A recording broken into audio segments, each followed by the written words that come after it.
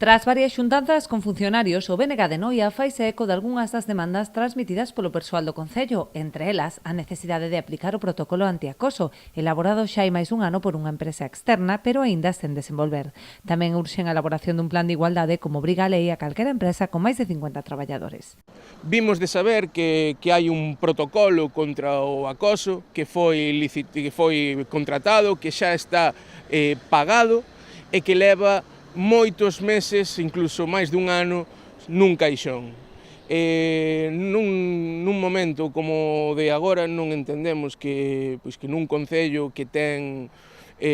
decenas e decenas de traballadores, máis de 100 traballadores, pois non exista un plan de acoso, e moito menos que se pague a unha empresa para que realice ese protocolo contra o acoso e non se dea a formación e non se desenvolva no interior do Concello. Ademais, tamén imos a requerir ao Concello, ao Goberno Municipal, que dunha vez por todas faga un plan de igualdade do Concello. Lembramos que todas as empresas que teñen máis de 50 traballadores e traballadoras teñen a obriga de ter un plan de igualdade e non é normal, non é algo que se poida permitir que precisamente unha administración pública, unha administración local como a de Noia, non faga nada para desenvolver ese plan de igualdade que teñen que desenvolver todas as empresas. A recuperación dos plans de pensións municipais acordada na Mesa Xeral de Negociación Colectiva é outro dos acordos que continúan sen materializarse, privando os traballadores deste dereito. Hai que lembrar que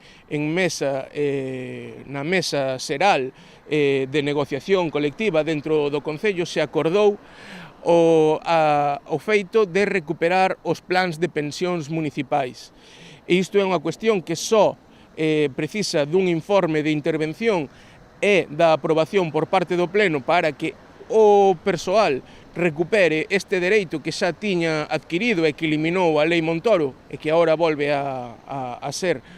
algo que se pode recuperar. E, polo tanto, volvemos a dicir, se se chega a un acordo na mesa de negociación cos traballadores do Concello para que se recupere un dereito como é os plans de pensións municipais, non se pode, como se está facendo con todas as cousas ou con moitísimas cousas, de agardar nun caixón e non leválo adiante. Lembran ademais os nacionalistas a obriga de convocar a Comisión de Seguimento do Teletraballo que dende a súa implantación no ano 2022 non volveu reunirse.